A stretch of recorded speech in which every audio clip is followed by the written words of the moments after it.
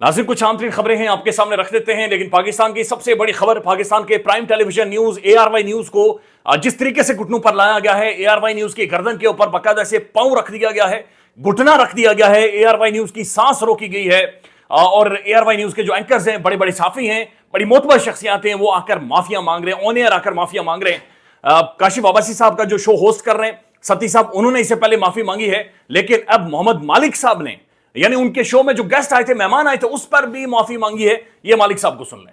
29 जनवरी को और 10 फरवरी को 2 शोज हुए थे हमारे। एक में अब्दुल्ला साहब थे, एक में सेनेटर हामिद खान साहब थे। उन्होंने काफी सख्त बातें की ऑन सम लॉयर्स, जुडिशरी के ऊपर, जिस पे काफी शिकायतें आई, गिले आए।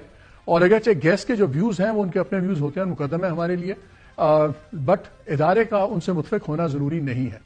और लेकिन as a journalist courtesy, professional courtesy, ये इदारे का फर्ज है कि अगर किसी की दिल आजारी हुई हो तो उसके लिए इदारा अपनी रिग्रेट शो करता है, वो हम कहते हैं, बट जो व्यूज हैं वो गेस्ट के अपने होते हैं और इदारे के व्यूज अपने हैं, और उनका आपस में एक क्या कहते हैं एग्री होना जरूरी नहीं होता। नाज़रीन, अब जो हैरान कुन बात यह है, गुफ्तगू यह है कि काशिफ अब्बासी साहब के जो शो का इब्तिदाइया है उसके बारे में माफी मांगी गई है, लेकिन सिद्दीक जान साहब कहते हैं कि ऐसा नहीं है, बल्कि काशिफ अब्बासी की उस दिन फैसल वावड़ा के साथ, जो खुद को एस्टेब्लिशमेंट का नुमाइंदा या फिर किसी और की भी लेखा कहते हैं, उनके साथ आर्गुमेंट हुआ था या फिर एक डिबेट हुई थी, और उसी दिन काशिफ साहब ने पाकिस्तान का आइन खोलकर, कॉन्स्टिट्यूशन खोलकर रियासत की डेफिनेशन समझाई थी कि रियासत असल में क्या होती है। उस दिन मीटर घूम गया था, उस दिन फैसला हो चुका था कि अब स्क्रीन पर काशिफ अब्बासी नहीं रहेगा, और काशिफ अब्बासी नहीं रहा। ये सुन लें सिद्दीक जान साहब को। जो पॉइंट्स मैंने लिखे हैं, जो कन्वर्सेशन थी, काशिफ अब्बासी साहब ने कहा कि उनको फैसल वाडा को कि आप इस्टेब्लिशमेंट, क्योंकि वो खोल के इस्टेब्लिशमेंट का दिफा भी कर रहे थे, और एक गुफ्तगू ऐसी हो रही थी कि उसके तनाजुर में काशिफ अब्बासी साहब ने कहा कि आप इस्टेब्लिशमेंट से डरते भी होंगे हमारी तरह। नाज़रीन, इमरान खान साहब के हवाले से परेशान कुल खबरें अडयाला जेल से आ रही हैं। एक तो ये खबरें आई हैं, बाकायदा बैरिस्टर सैफ ये कह रहे हैं कि इमरान खान और बुशरा बीबी को सहरी में कुछ भी नहीं दिया जा रहा, वो निहार मुंह रोजा रख रहे हैं, बुशरा बीबी भी और इमरान खान भी, ये सबसे बड़े लीडर, और इमरान खान के नाम पर जो खंबे जीते हुए, वो खंबे अफ्तारियां भी कर रहे हैं, सहरियां भी कर रहे हैं, डकार भी मार रहे हैं, ठीक ठाक मंडी जा रहे हैं, ठीक ठाक मंडी जा रहे हैं। कोई पॉलिटिकल क्राइसिस कुछ भी नहीं कर पा रहा है, एक्सेप्ट के एक ट्वीट कर दिया, ये रीट्वीट कर दिया, बल्कि खान के अकाउंट से आए तो ये रीट्वीट भी नहीं करते। अब ये जो सबसे एक संजीदा इसके ऊपर गुफ्तगू हुई है, ये मोहतरम हारून रशीद साहब ने की है। ये सुन लें, उन्होंने खतरे की घंटी नहीं बल्कि घंटा बजाया है। हारून रशीद साहब को सुन लें। एक डॉक्टर ने मुआयना किया है, 4 डॉक्टरों ने, एम्स के 4 डॉक्टरों ने, खान साहब का, doctor Altaf Hussain, doctor Ahmed Farooq, doctor Ali और डॉक्टर ताशफीन इम्तियाज ने, उनके कान में एक तकलीफ हो गई है, वो उसकी समझ नहीं सका मेरे तकलीफ क्या है, लेकिन बहरहाल कुछ प्रॉब्लम हो गया है। लेकिन उससे भी ज्यादा खौफनाक जो बातें हैं, एक आदमी पेशाब भी किया है। अब नाज़रीन, इमरान खान साहब को जो कान का इन्फेक्शन है, इसे टेनाइटिस नामी ये बीमारी है, और ये कैद तन्हाई की वजह से ये इन्फेक्शन होता है। पिम्स के डॉक्टर्स तो सरकारी डॉक्टर हैं, ये अजमल जामी साहब का बल्कि इसके ऊपर जो तज्जिया है वो सुन लें।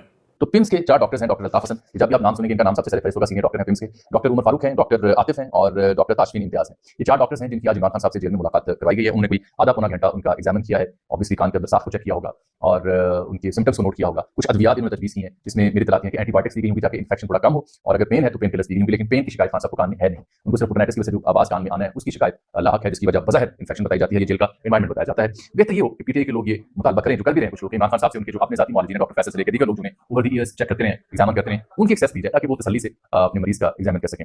नाज़रीन, ग्लोबली भी चीजें बदल रही हैं, चीजें तब्दील हो रही हैं, और एक जो बैनुल अक़वामी सूरत हाल बन रही है, उसके बारे में इमरान खान साहब ने जो माजी में तज्जिया किया था, इमरान खान की जो एनालिसिस थी, उस वक्त की जो इमरान खान की पॉलिटिकल मूव थी, बिल्कुल ठीक रही थी। वजाहत सईद खान का एक क्लिप वायरल है, ये 3 मिनट का क्लिप है, लेकिन हम इसे शॉर्ट करके आपको दिखाते हैं कि वजाहत सईद खान असल में क्या कह रहे हैं कि इमरान खान की जो असेसमेंट थी अफगानिस्तान को लेकर, और फिर जो खान की असेसमेंट थी यूक्रेन को लेकर, कितनी ज्यादा 100% ये टू द पॉइंट थी। इमरान खान टारगेट को हिट कर रहा था उस वक्त। ये सुन लें।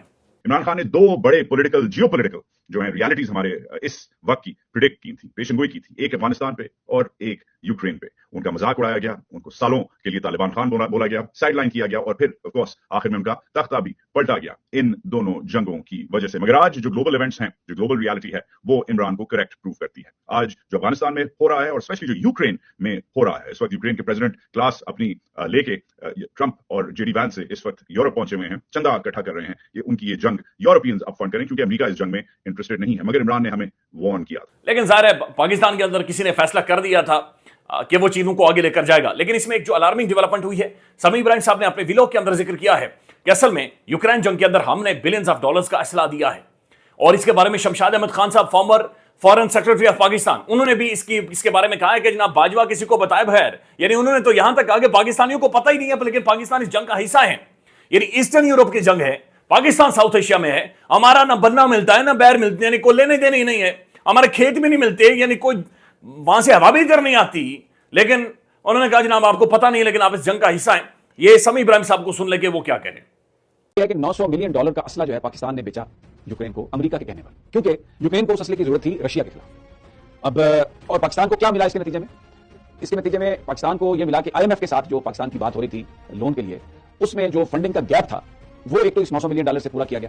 امریکہ نے یہ کہا IMF کو گیپ کے لیے اگر انہوں نے ختم کرنے کی کوشش کی تو اس میں کچھ دوست ممالک کی گارنٹیز بھی تھیں، آپ کو یاد ہوگا کہ شہباز شریف صاحب بھاگ کے جا رہے تھے، تو وہ سعودی عرب نے بھی دیا اس میں پیسے، گارنٹی دی، UAE نے بھی، تو سب لوگ کہتے تھے کہ یہ کیسے ہو گیا۔ تو اب یہ بات کھل گئی ہے کہ اس میں امریکہ نے ایک رول پلے کیا اور کہا کہ آپ یہ ان کو پیسے دیں۔ اور ناظرین یہ ایک کلپ ہے، یہ عمار مسعود صاحب کا ہے، انہوں نے ایک شوکت خانم پر ڈائریکٹلی اٹیک کیا ہے۔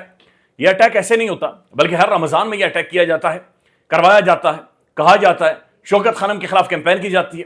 پہلے یہ کلپ سن لیں۔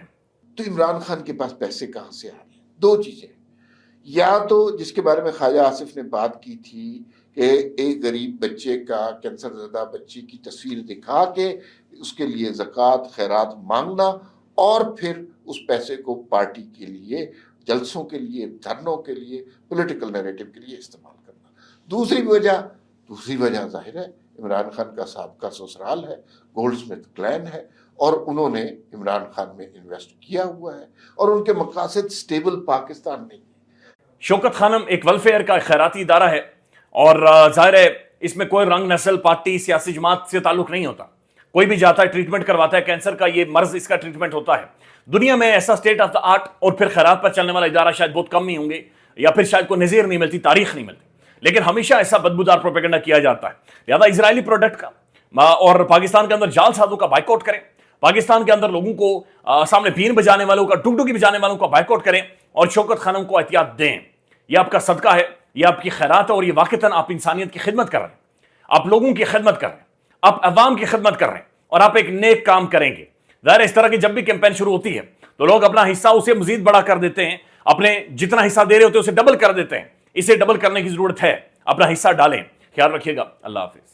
پاکستان میں اس وقت سب سے بڑا مسئلہ بولنے کا ہے۔ پاکستان میں بولنے نہیں دیا جاتا، زبانیں کھینچ لی جاتی ہیں، ڈر ہے، خوف ہے، ٹیرر ہے۔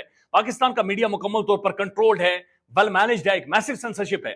اسی طرح کا دباؤ پاکستان میں سیاست.پی کے بھی فیس کر رہا ہے، جسے پاکستان بھر میں گزشتہ کئی مہینوں سے ماورائے آئین، ماورائے قوانین مکمل طور پر بند کر دیا گیا ہے، مکمل طور پر بین کر دیا گیا ہے۔ سیاست.پی کی نشریات کو لمیٹڈ کر کے پاکستان میں چھوڑ دیا گیا ہے۔ تمام تر قانونی محاذ کے اوپر آواز اٹھائی گئی، دستک دی گئی، لیکن ہر طرف سے خاموشی ہے، سناٹا ہے، کہیں پر کوئی سنوائی نہیں ہے، کوئی سننے کو تیار نہیں ہے۔ لیکن اس کا حل کیا ہے؟ کیا خاموش ہو جائیں؟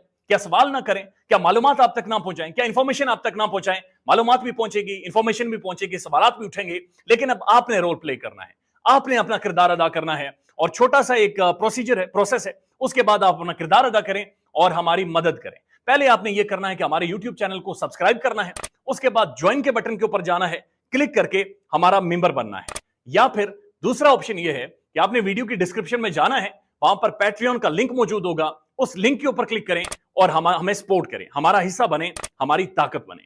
خیال رکھیے گا، اللہ حافظ۔